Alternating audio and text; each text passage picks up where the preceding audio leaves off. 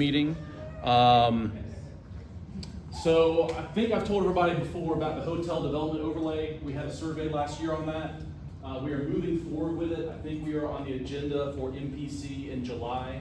To explain that briefly again, we're basically asking that we already have a hotel development overlay for downtown. And it says what parts of downtown can and cannot have hotels. And a large swath that basically says no hotels here. So what we're asking for is the hotel overlay to be extended across Victorian and Thomas Square, and we're now including Kyla Brownsville because they want to be included. And basically just color all of that, no hotels. And that's not to say there will never be a hotel ever, but that is just a first line of defense where you look at that very simple overlay, it says no hotels here. So if they ever want to have a hotel, they have to basically come to the neighborhoods first and negotiate a change to that overlay, and then go through the complicated underlying zoning and whatnot. Because if anyone's looked at the zoning, you know it's very complicated, it's like a jigsaw puzzle, and there's all kind of little carve-outs for things. So having an overlay, like I said, is just a very simple first layer of nope, and then, you know, that's where the discussion starts. So we think that's gonna go through, I knock on wood, I don't wanna say easily, but right now it looks like the city staff is in favor of it, and we've got 3 neighborhoods coming together to do this, so I think it's going to go through, especially in an election year. So hopefully more updates on that as they come. And a great thing is the city waived a $3,000 application fee for us since we were doing this as a neighborhood group. So that's good that we're not drawing down our coffers for that. Also, we will be soon having a new website, which hopefully, like I was just asked earlier, where's our agenda? And so I know we try to post things on our Facebook page, and that's great, but hopefully we'll have a website that's easy for someone to update so we can have all that information and have like one central resource for links for our videos. But please do go to our YouTube page, because I will be posting these videos there later on. I think that is it. I do want to say something about this, which is up here right now. Another survey you took a while back that you may remember was about what you'd like to see in the Thomas Square Park, which is the park right outside the library. And Renee was really in charge of that, and unfortunately she can't be here tonight, so just pretend I'm Renee. This is her baby, and there's going to be an email going out about this afterwards that she wrote up that I'll send to try to get feedback. Because the city is with us, they've heard us. Renee took a lot of ideas from those surveys and presented them to us.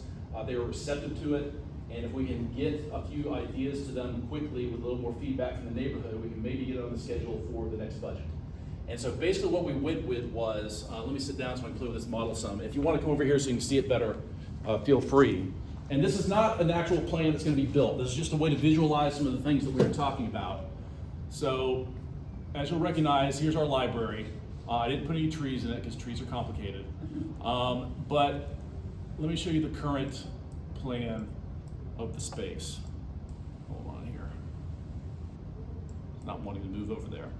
Well, anyways, as you know right now, there's a centerpiece here in the middle of the big open green space that at one time had a fountain that could not be maintained. It fell apart, they took it away. They put a sad little tree there, which is what's there now.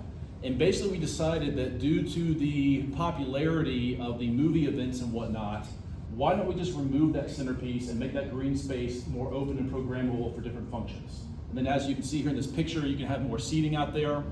And another thing that we could maybe do is right under that great big glass window of the library, do a little more hardscaping right here, and then it would be a great place to put maybe a temporary stage like this, or to put your outdoor movie screen, or maybe even one day, this is something I'm trying to push to the Tourism Advisory Committee, is to have maybe some Christmas decorations there one day, make a great podium for a big tree or something.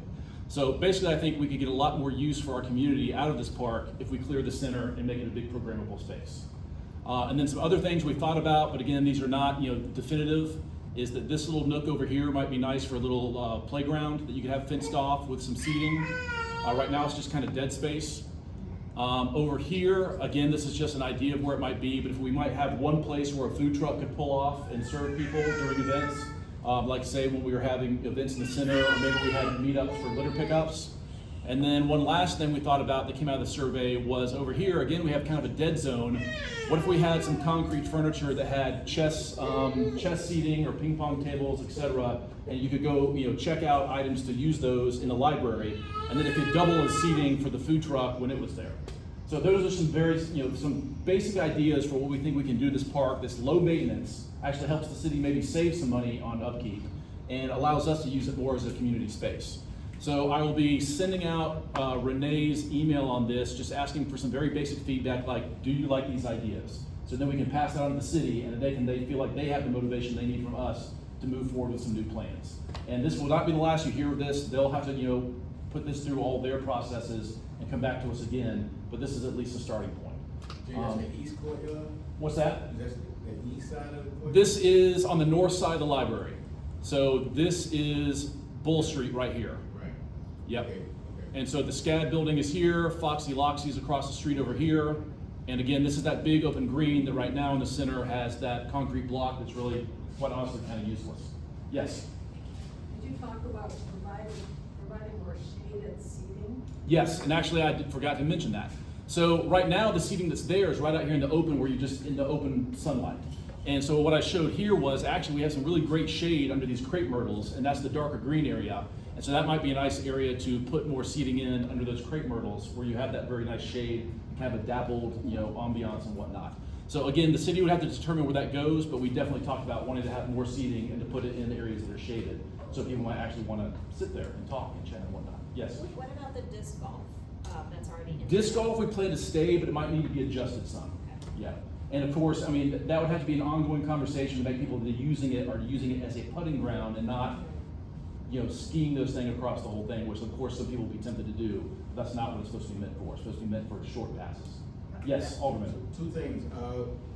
The Christmas decorations, we already have those. Awesome. So we can put those up. Cool. And the movie screen, we already have that also. Right.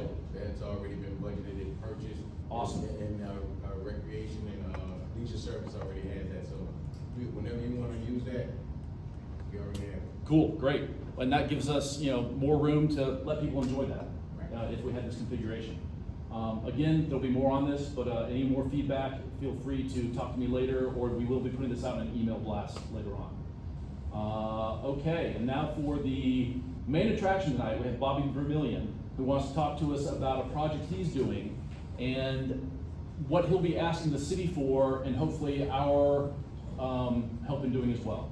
And so please listen to him, and we'll let him get through his presentation, and then we'll have time for question and answers afterwards. That sound good? Sounds good to me. Let me stop this video and start over again. Hold on just a second.